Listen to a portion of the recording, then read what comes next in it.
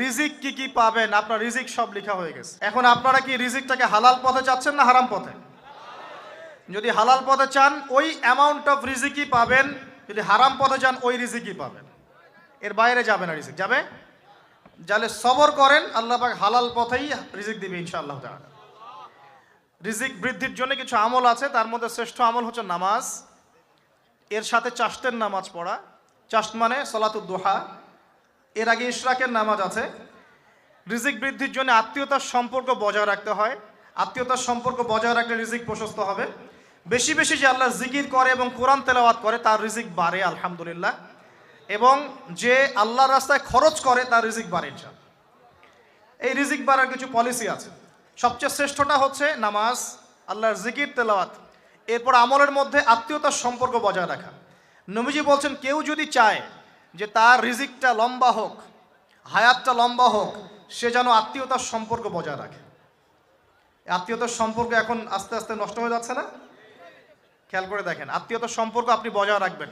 মনে রাখবেন, আমি বারবার একটা কথা বলেছি আপনাদের ওয়াজ মাহফিলে, যে পৃথিবীতে যে কাজই করবেন আল্লাহর সন্তুষ্টির জন্য করবেন। আত্মীয়তার সম্পর্ক বজায় রাখবেন আল্লাহর সন্তুষ্টির জন্য, তাদের কাছে কিছু পাওয়ার আশায় না। যখনই আপনি কারো কাছে কিছু পাওয়ার আশা করবেন আপনি কষ্ট পাবেন। যখনই কারো কাছে কিছু পাওয়ার আশা করবেন আপনি কষ্ট পাবেন। কারো কাছে এত বেশি পাওয়ার আশা করবেন না। কার কাছে পাওয়ার আশা করবেন? আল্লাহর কাছে, যে আমি এই কাজটা করছি, আল্লাহ আমাকে পুরস্কার দিবে ইনশাআল্লাহ। আমি আত্মীয়তার সম্পর্ক বজায় রাখছি কেন? আল্লাহর কাছে রিজিকে বরকতের আশায়, আল্লাহর সন্তুষ্টির জন্য। মনে রাখবেন প্রিয় ভাইয়েরা, আমল কবুল হওয়ার শর্ত মোটামুটি তিনটা। কয়টা? এক নাম্বার, আমলগুলো হতে হবে আল্লাহর সন্তুষ্টির জন্য, এক। দুই নাম্বার, আমলটা হতে হবে রাসূলুল্লাহ সাল্লাল্লাহু আলাইহি ওয়াসাল্লামের পদ্ধতিতে, অন্য কারো পদ্ধতিতে নয়। তিন নাম্বার, আমলটা করার জন্যে আপনার রিজিকটা হতে হবে হালাল। হারাম রিজিকের আমল আল্লাহর কাছে কবুল হয় না। আল্লাহ পাক আমাদের সবাইকে হালাল রিজিকের ব্যবস্থা করে দিন এবং রিজিকটাকে প্রশস্ত করুন, আমিন। তো রিজিক লেখা হয়ে গেছে। তিন নাম্বার লেখা হয়ে গেছে এ ব্যক্তি কি কি কাজ করবে দুনিয়ায়, এ ব্যক্তি দুনিয়ায় কি কি কাজ করবে সব লেখা হয়ে গেছে। এখন যদি একটা চোর বলে যে আল্লাহ পাক আমার তাকদিরে লিখেছিলেন যে আমি চুরি করব, তাই আমি চুরি করেছি। এখন যদি একজন ধর্ষক বলে আল্লাহ আমার তাকদিরে লিখেছিল যে আমি ধর্ষণ করব, তাই ধর্ষণ করেছি। এখন যদি যারা এই জনগণের কিছু সম্পদ আত্মসাৎ করে খেয়ে ফেলছে তারা যদি বলে আল্লাহ তাকদিরে লিখছিলেন জন্যই দুর্নীতি করেছি, তাহলে কথাটা কি হবে? গ্রহণযোগ্য হবে? এখন যদি দলিল দেয় তাকদিরে তো লেখা ছিল। এই আকীদাটার নাম হচ্ছে জাবারিয়া আকীদা। কি আকীদা? জাবারিয়া। এমন একজন ব্যক্তি উমর রাদিয়াল্লাহু আনহুর দরবারে এসেছিল। চোর চুরি করেছে, ধরা পড়েছে। উমর রাদিয়াল্লাহু আনহু বলেছেন হাত কেটে ফেলো। তখন সে বলছে যে আমার হাত তো কাটা যাবে না। কেন? আল্লাহ পাক তাকদিরে লিখেছেন আমি চুরি করব, তাই চুরি করেছি। তো উমর রাদিয়াল্লাহু আনহুর সামনে এই কথাটা বলেছে। আর উমর রাদিয়াল্লাহু আনহু কি বিচক্ষণ মানুষ ছিলেন না বোকাশোকা ছিলেন? বলেন, তার মতো শাসক পাওয়া যাবে? তার মতো আরো একজন শাসক আসবে ইনশাআল্লাহ পৃথিবীতে। তার নাম কি? নবী ঈসা আলাইহিস সালাম ইনশাআল্লাহ তাআলা। এবং তার আগে আরো একজন ইমাম আসবেন। তার নাম কি? তার নাম হচ্ছে মুহাম্মদ। কি নাম? তার নাম মুহাম্মদ, তার উপাধি হচ্ছে মাহদি। কখন আসবেন? যখন পৃথিবীতে যুদ্ধ বিগ্রহ ছড়িয়ে পড়বে, ব্যাপক আকারে মালহামা চলবে, তখন আসবেন। কাদের পক্ষে আসবেন? মুসলিমদের পক্ষে। কি উদ্দেশ্যে আসবেন? সারা বিশ্বে জুলুম তুলে ফেলার জন্য। এবং আরেকটা কি উদ্দেশ্য? ওই জেরুজালেম উদ্ধার করার জন্য। কোন জেরুজালেম? যেটা এখন ইহুদিরা দখল করে আছে। চারপাশে আরবরা, মাঝখানে ও কেমন করে দখল করে আছে? আরবদেরকে হাতের মুঠোয় নিয়ে নিয়েছে। এই কারণে মুনাফিকদের উপর টিকে আছে সে, এবং তার পশ্চিমা মিত্রদের উপর টিকে আছে। ঈসা আলাইহিস সালাম কেন আসবেন? এই জায়গাটা পুনরুদ্ধার করার জন্য। ঈসা আলাইহিস সালাম কি পরাজিত হবেন না বিজয়ী হবেন? কত বছর বিশ্ব শাসন করবেন? 40 বছর। এগুলো হবে বিশ্বে, এগুলো হওয়া এখনো বাকি আছে। আরও কি হবে? মুসলিমরা কনস্ট্যান্টিনোপল আবার জয় করবে। এই কনস্ট্যান্টিনোপলের মধ্যে ফিতনা দেখা দিবে অচিরেই, মুসলিমরা ওইটা আবার দখল করবে ইনশাআল্লাহ তাআলা। আরও কি হবে? বললাম ভূমিকম্পের বছরগুলো আসবে সামনে, এবং মুতায়নুন শাদীদ, মহামারীও আসবে। আরও কি? বড় বড় 3টা ভূমিকম্প বাকি আছে এখনো। আগে বলেছি লেকচারে, একটা পৃথিবীর পূর্বে, একটা পশ্চিমে, একটা মাঝখানে। এগুলো এখনো বাকি আছে। বিশ্বে অনেক কিছু হওয়া এখনো বাকি আছে। এখন যা দেখছি এগুলোই সব না, এগুলো চলে যাবে। সময় কি হবে? চলে যাবে। আরও নতুন সময় আসবে ইনশাআল্লাহ তাআলা। আমাদের দায়িত্ব কি? আমাদের দায়িত্ব পরিস্থিতি বুঝে দিন ধরে রাখা, আমল করা এবং মানুষকে দিনের দিকে আহ্বান করা। আমরা যদি দায়িত্ব পালন না করি তাহলে কি হবে? আল্লাহ পাক আমাদেরকে সরিয়ে দিয়ে নতুন কওম নিয়ে আসবেন। আল্লাহ পাক সূরা মুহাম্মাদে বলেছেন, ওয়া ইন তাতাওয়াল্লাউ, তোমরা যদি মুখ ফিরিয়ে নাও, ইয়াস্তাবদিল কওমান গায়রাকুম, আল্লাহ পাক নতুন কওমকে তোমাদের জায়গায় স্থলাভিষিক্ত করবেন। সুম্মা লা ইয়াকুনু আমসালাকুম, তারা তোমাদের মতো হবে না, মানে আমাদের মতো অপদার্থ হবে না। উম্মার বিজয়ের শর্ত কি?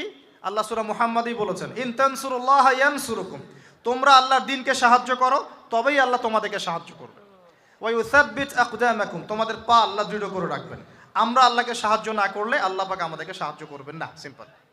আল্লাহ পাক সূরা রাদের মধ্যে বলছেন, ইন্নাল্লাহা লা ইউগাইয়িরু মা বিকওমিন হাত্তা ইউগাইয়িরু মা বিআনফুসিহিম, আল্লাহ পাক কোনো কওমের অবস্থা ততক্ষণ পরিবর্তন করেন না যতক্ষণ না সেই কওম তার নিজের অবস্থার পরিবর্তনের চেষ্টা করে। তাহলে আমাদের পরিবর্তন কেন হচ্ছে না? কারণ আমরা নামাজ ছেড়ে দিয়েছি।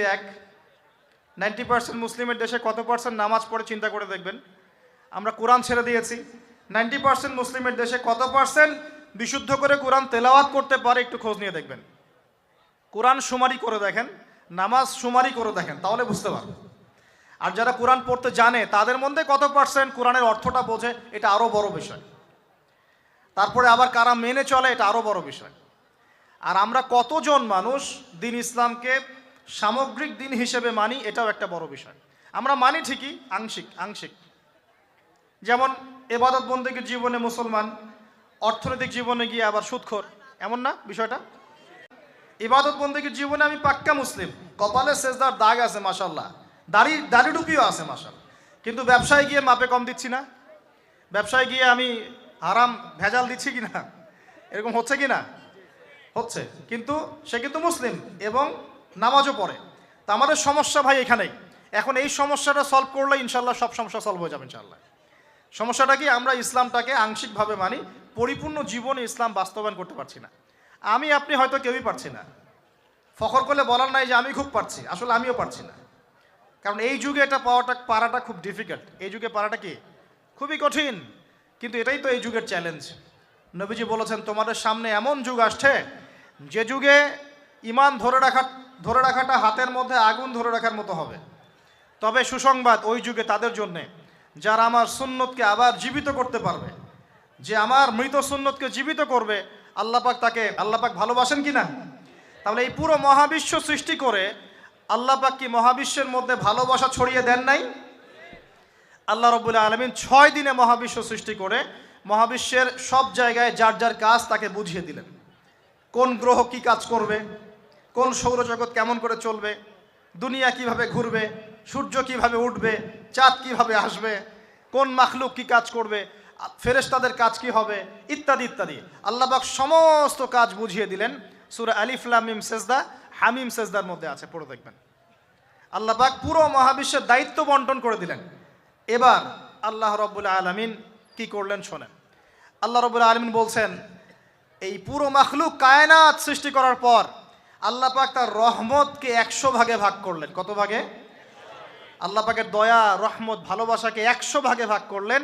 ভাগ করে মাত্র এক ভাগ আল্লাহ পাক পুরো মহাবিশ্বে ছড়িয়ে দিলেন। বলেন সুবহানাল্লাহ। বাকি 99 ভাগ রহমত আল্লাহ পাক তার কাছে রাখলেন। এই এক ভাগ ভালোবাসার কারণেই এই যে সন্তান কান্না করলে মায়ের বুক ফেটে যায়, সন্তান অসুস্থ হলে বাবার বুক ফেটে যায়, যেই বাবা সহজে চোখের পানি কাউকে দেখায় না সেই বাবা জায়নামাজে দাঁড়িয়ে চোখের পানি ছাড়তে থাকে।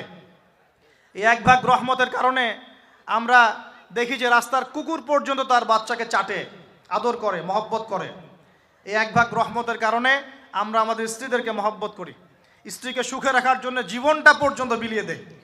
সকাল থেকে রাত পর্যন্ত কোনো ক্ষেত্রে হারাম পথে যেতেও দ্বিধা করি না, স্ত্রী সন্তান সুখে থাক এই আশায়, তাই না ভাই?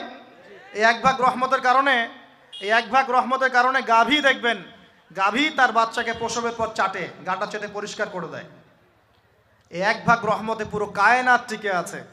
আর নবী সাল্লাল্লাহু আলাইহি ওয়াসাল্লাম বলছেন, বাকি 99% রহমত আল্লাহ পাক তার কাছে রেখেছেন। এই রহমত এবং ভালোবাসা দিয়ে আল্লাহ পাক কিয়ামতের মাঠে মানুষকে মাফ করবে ইনশাআল্লাহ। তার মানে বলেন আল্লাহু আকবার। তার মানে আমরা আশা করতে পারি ইনশাআল্লাহু তাআলা আমরা আল্লাহর জান্নাত পাবো ইনশাআল্লাহ। পাবো কি না?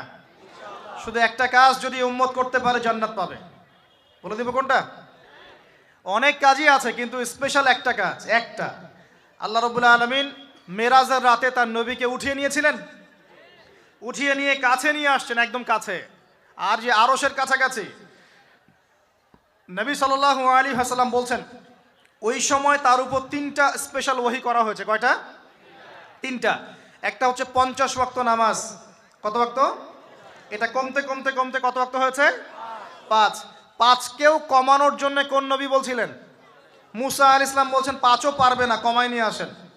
5ও যে পারবে না, মুসা আলাইহিস সালাম কেমন করে জানলেন? তার উম্মত 2 ওয়াক্ত নামাজ ফরজ। কয় ওয়াক্ত নামাজ ফরজ ছিল? ওই 2 ওয়াক্ত তার আদায় করতে পারে নাই। এই অভিজ্ঞতা থেকে তিনি বলেছেন যে আপনার উম্মত 5 ওয়াক্ত পারবে না। সত্যি না মিথ্যা কথাটা? আসলেই কি উম্মত 5 ওয়াক্ত নামাজ পড়তে পারছে? আচ্ছা, যাই হোক, আল্লাহ পাক আমাদেরকে পড়ার তৌফিক দান করুন। দ্বিতীয় ওহী হচ্ছে সূরা বাকারার শেষের 3টা আয়াত। কয় আয়াত? সূরা বাকারার শেষের 3 আয়াত ওহী করেছেন কে? আল্লাহ রাব্বুল আলামিন। কোন ব্যক্তি যদি রাতের বেলা সূরা বাকারার শেষের 3টা আয়াত পড়ে সারা রাত ইবাদত করার নেকি পাবে ইনশাআল্লাহ। আর 3 নাম্বারটা হচ্ছে স্পেশাল, সেটা হচ্ছে আল্লাহ পাক বলেছেন, হে মুহাম্মদ সাল্লাল্লাহু আলাইহি ওয়াসাল্লাম, বলেন সাল্লাল্লাহু আলাইহি ওয়াসাল্লাম, তোমার উম্মতের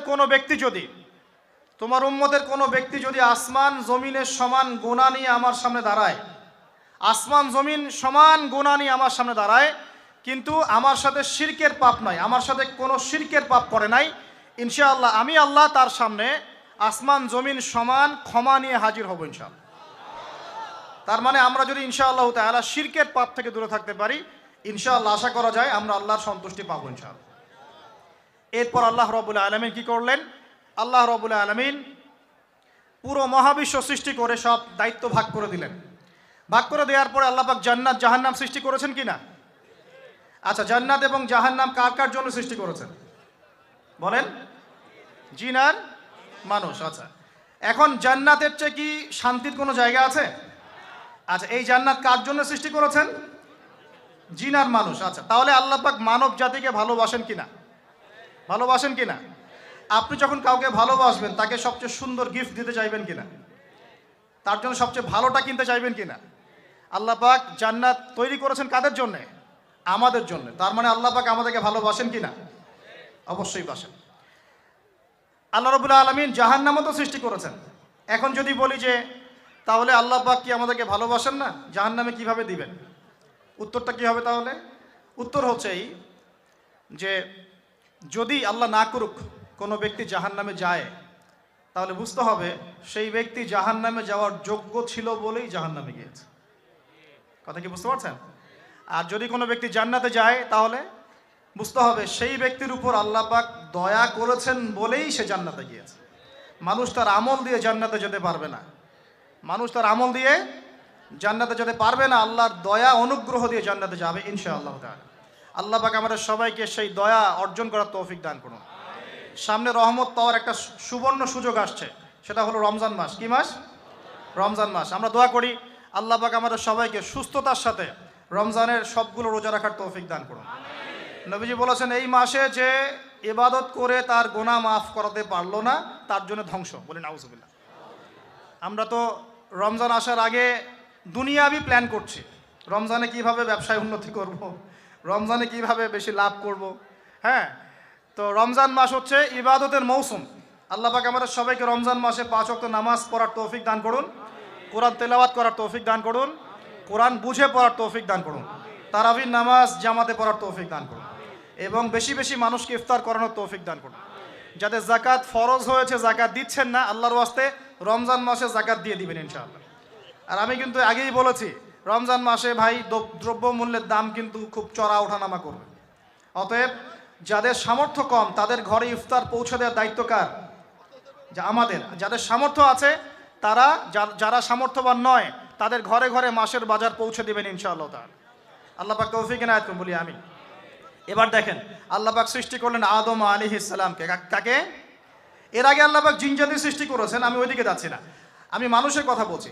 আদম আলাইহিস সালামকে আল্লাহ পাক কেমন করে সৃষ্টি করেছেন? আল্লাহ পাক সূরা সাদের মধ্যে বলেছেন যে খলাকতু বিয়াদাই, খলাকতু বিয়াদাই, আমি আদমকে আমার হাত দিয়ে সৃষ্টি করেছি।